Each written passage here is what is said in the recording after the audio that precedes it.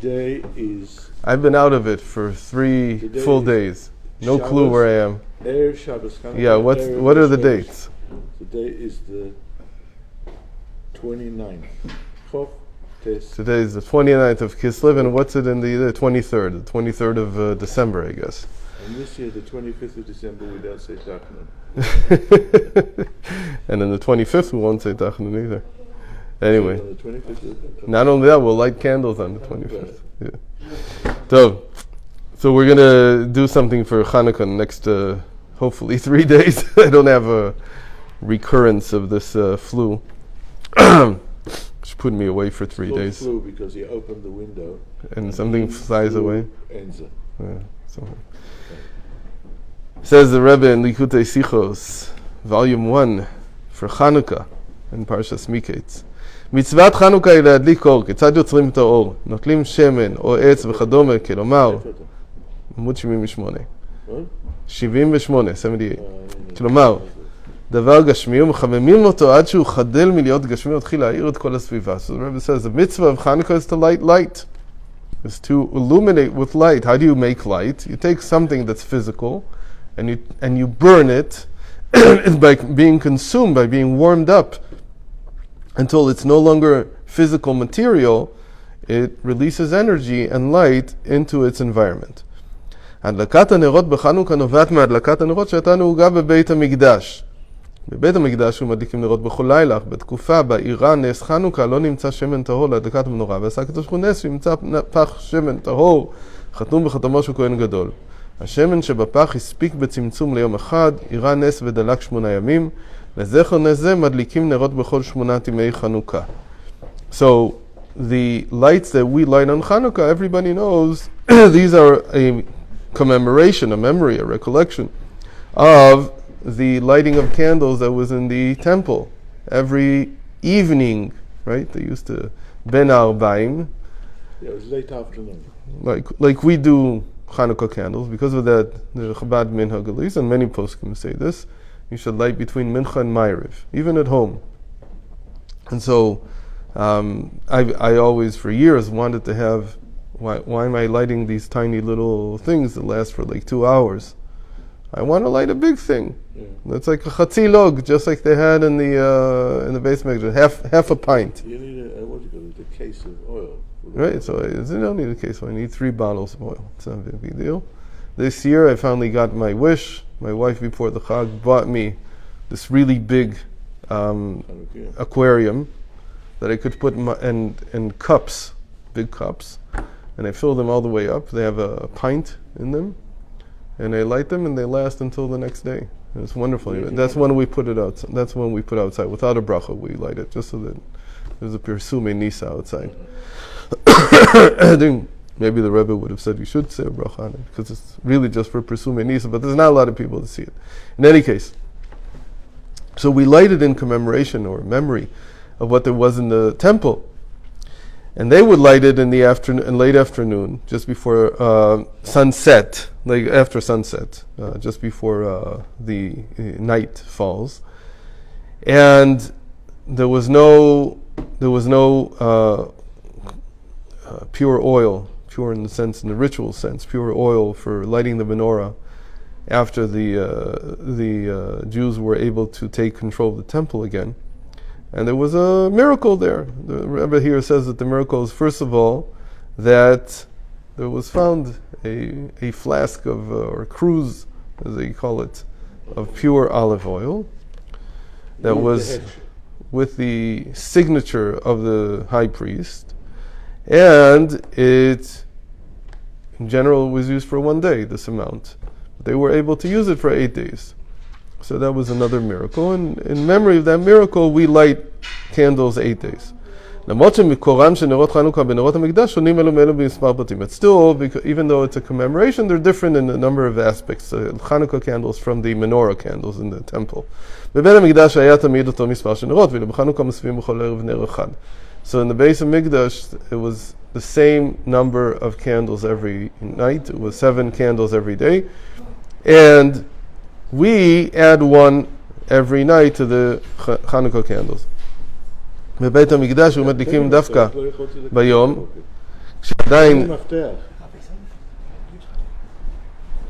כשעדיין שרר אור מוחלט, ואילו נרות חנוכה מצדם יש שתשקע חמה. So they would, so not like what I said before, he says here, that it was ben arba'im mamish. It wasn't ben hashmashot like we do, it was ben arba'im. Ben arba'im means before sunset. Well, it was still complete daylight. That's when they lit in the temple. And the Channukah candles that we light are after the sunset. So the Chabad minhag is between the sunset and the beginning of the night. And thirdly, another difference, Nerot HaMikdash hu bifnim, v'nerot Chanukah mitzvah le'niach ha'petach biton mibachutz. The Chanukah candles are on the outside. The menorah was obviously on the inside, in the interior. And the fourth difference... They opened the windows, the light got out. Mm-hmm. So well, I don't think you could open the windows in the base of Mikdash. The windows were open and designed that the light would go out, because instead of being like this to bring the light in, they were like that to set the light out. So it was a sort of making it outside. Even though it was inside, it was a sort of outside. Again, it was lit inside, and we light them outside. Even though we don't do that either, right? But that's why I also light outside. Especially in Eretz Yisrael, there's no reason not to light outside. So the bracha I say on the one that's inside, because that's the minhag today. But I also light outside. And fourthly, מצוות נרות המשכן והמקדש היו בזמן שלא היה לבני ישראל מחסור מבחינה גשמית. במיוחד בזמן המשכן במדבר, היה לבני ישראל לכל צורכם. מזונם היה הזמן, מן השמיים מים נו להם בבירה של מרים, אף נבושם גדלו איתם והיו נקיים תמיד. So the candles in the menorah signified affluence. They signified a state in which there was nothing that was lacking. Especially this was true when they were in the temple, in the desert, when they built the menorah. So they had everything they needed from heaven. Everything was provided from above. The manna and the water from Miriam's well, and even their clothing they didn't have to change because it grew with them, and so on. כך גם מצוות נרות המקדש ניתנה בימי שלמה בזמן בו שרר שלום ושלווה איש לא נלחם אז בישראל ואדרבה רבים העלו להם מס ואז איש תחת לפנו ואיש תחת תאנתו. In the beginning of the temple was the same thing, because the temple was built in the era of King Solomon. There was no more affluent era for the Jewish people than that state in which everybody had their own plot of land. Everybody lived freely next to each other. Yeah, that was right after that they began to have wars again. So that was only when Shlomo died. Right? So during the time Shlomo, when they built the temple, it was the most affluent period. It wasn't just physical wealth, physical affluence. It was also spiritual affluence. שכן כשאין ליהודי דרכות גשמיות הוא מתמסר לגמרי מתורה ומצוות, דברים רוחניים, דברים יהודיים. Because when a Jew doesn't have any material problems, this is the Rebbe's Shita in general, that the thing that prevents people from dedicating their time to Torah and mitzvos is that they are running after their parnasa. Whether it's imagined, their lack, their need, or whether it's real. People feel that they need to pursue their livelihood. But the moment that they don't have this imaginary... that they don't have an imaginary need.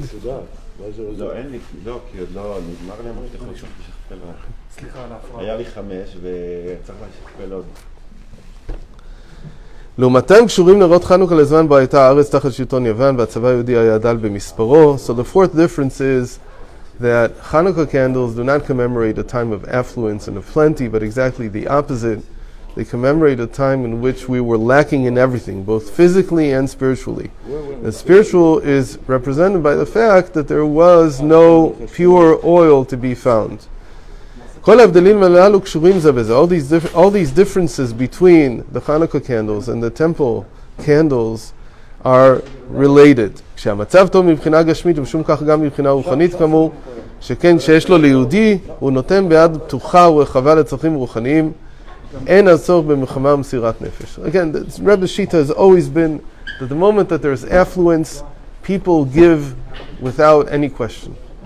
And they give to their spiritual life, they give to the spiritual needs of the community. America is incredibly affluent, but not everybody is giving. It creates, first of all, it's not exactly true, because the standard of living, you have to compare affluence to the standard of living.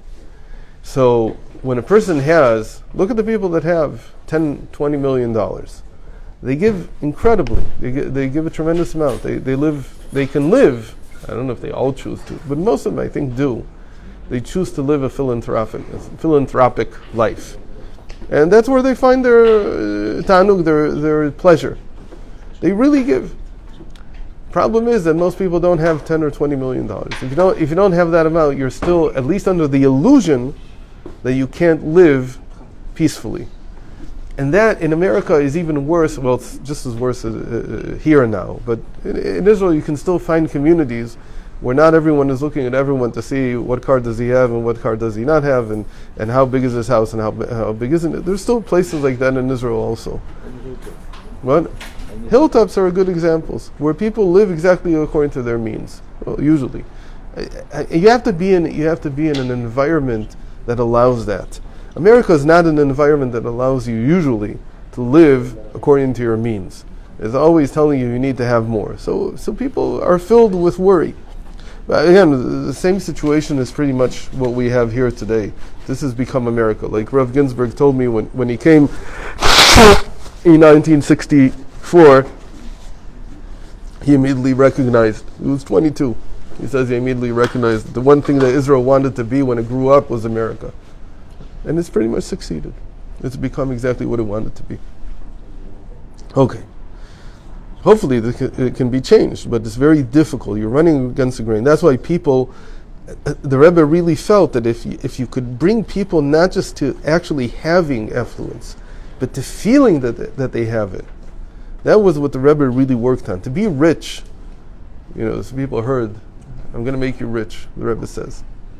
So they heard, I'm going to have millions in my bank account. So then you're going to have millions in your head. The moment you have millions in your head, you're not going to need that much in your bank account. What you have is probably enough. Probably. So in any case, when there is affluence, there's no need for self-sacrifice in the sense of trying to fight, right? Because you do it easily.